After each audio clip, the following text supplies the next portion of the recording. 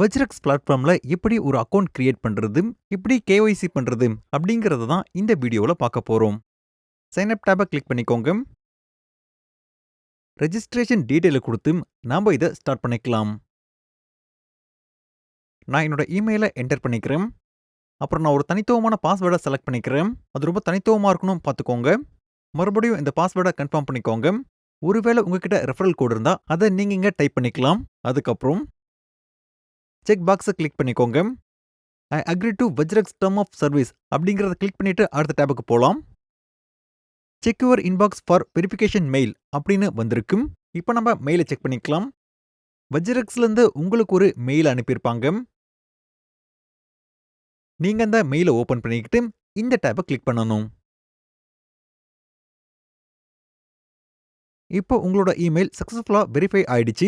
இப்போ கண்டினியூவா கிளிக் பண்ணிக்கோங்க. உங்க அக்கவுண்ட்கான செக்யூரிட்டி மெஷர் இங்க இருக்கு. அதுல 2 வகை இருக்கு. ஒன்னு வந்து அத்தன்டிகேட்டர் ஆப், இன்னொன்னு வந்து மொபைல் எஸ்எம்எஸ். சோ இந்த அத்தன்டிகேட்டர் ஆப் அதுக்கு நீங்க கூகுள் அத்தன்டிகேட்டர் இல்லனா ஆதியை டவுன்லோட் பண்ண வேண்டியதா இருக்கும். இந்த கோடை நம்ம ஸ்கேன் பண்ணி ஃபர்தரா செட் பண்ணிக்கலாம். இப்போ நான் மொபைல் எஸ்எம்எஸ் ஓட எப்படி செட் பண்றது அப்படிங்கறத காட்ட போறேன். உங்களோட போனை ரெஜிஸ்டர் பண்ணிக்கோங்க. இதுக்கு நீங்க உங்களோட மொபைல் நம்பரை போட வேண்டியதா இருக்கும். அதுக்கு ஒரு ஓடிபியும் அனுப்பப்படும். என்னோட மொபைல் நம்பரை நான் இங்க என்டர் பண்றேன். அப்புறம் ஓடிபியும் வந்துடும். ஓடிபி எனக்கு வந்துருச்சு. இப்போ நான் என் ஓடிபியை இந்த இடத்துல என்டர் பண்ணிக்கிறேன். நெக்ஸ்ட் கிளிக் பண்ணிக்கோங்க. உங்களோட செக்யூரிட்டி செட்டப்லாம் இப்போ அப்டேட் ஆயிடுச்சு.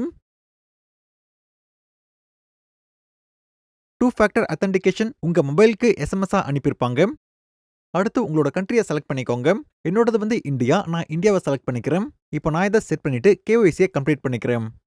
இங்க உங்களுக்கு நிறையவே டேப்ஸ் இருக்கும்.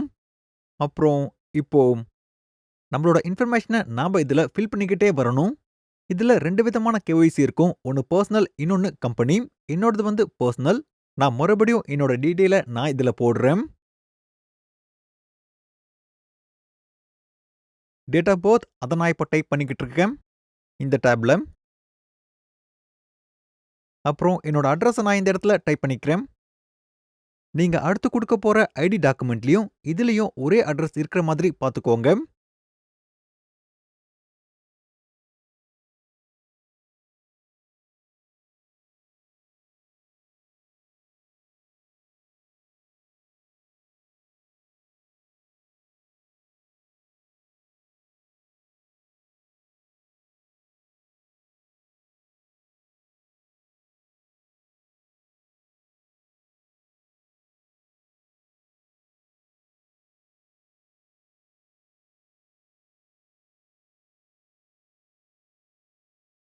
இப்போ நான் என்னோட பான் கார்டு நம்பரை என்டர் பண்ணிக்கிறேன்.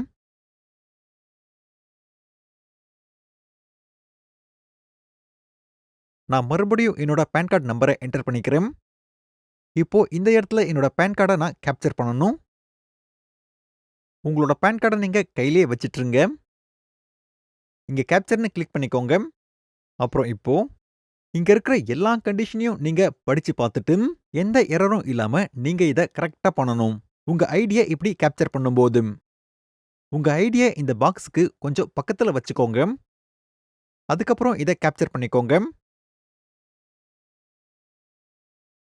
அப்புறம் கண்டினியூவா கிளிக் பண்ணிக்கோங்க.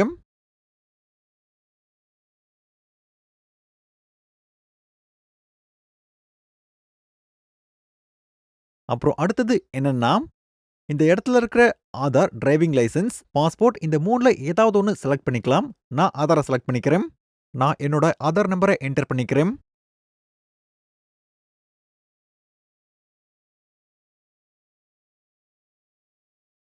நான் மறுபடியும் என்னோட ஆதார் நம்பரை என்டர் பண்ணிக்கிறேன்.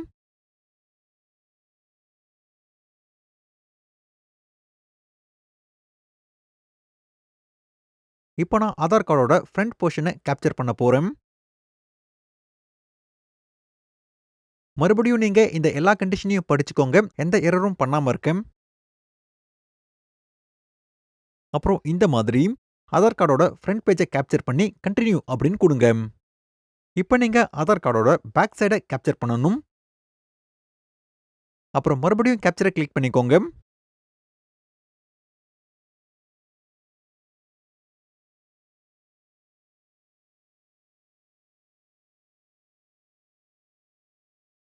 அவ்வளோதான்.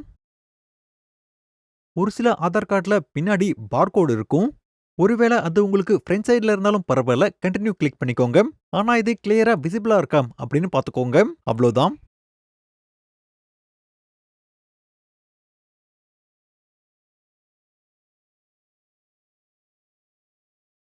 அப்புறம் உங்க செல்ஃபியை இங்க கிளிக் பண்ணிக்கோங்க. லைட்டிங் இருக்கிற மாதிரியான இடத்த தேர்ந்தெடுத்துக்கோங்க. கேமராவுக்கு நேரா உங்க முகத்த வச்சு கேப்சர் பண்ணிக்கோங்க. நாம குடுத்த எல்லா டீட்டெயிலும் கரெக்ட்டா இருக்குன்னு நான் நினைக்கிறேன். அப்புறம் நாம இப்ப சப்மிட் ஃபார் வெரிஃபிகேஷன் அப்படிங்கிறத கிளிக் பண்ணிக்கலாம். நம்மளோட KYC டீட்டெயில் எல்லாம் இப்ப அவங்க ரிசீவ் பண்ணிக்கிட்டாங்க. இந்த ப்ராசஸ் சீக்கிரமாவே முடிஞ்சிரும். ஒரு சில நேரங்கள்ல 2ல இருந்து 3 நாள் கூட எடுக்கலாம். அவ்வளோதான். என்னோட KYC டீட்டெயில் எல்லாமே WazirX பிளாட்ஃபார்ம்ல இருந்து இப்போ அப்ரூவ் ஆயிடுச்சு. இப்போ என்னோட WazirX அக்கவுண்ட் அப்ரூவ் ஆயிடுச்சு. நான் இப்போ தாராளமா ட்ரேட் பண்ணிக்கலாம். அவ்வளோதான். நீங்க நினைச்சு பார்க்கறத விட இது ரொம்பவே சுலபமா இருக்கும். இந்த மாதிரி தான் நீங்க WazirX பிளாட்ஃபார்ம்ல உங்களோட அக்கவுண்ட்ட செட் பண்ணிக்கலாம். அப்புறம் நீங்க KYCயும் பண்ணிக்கலாம்.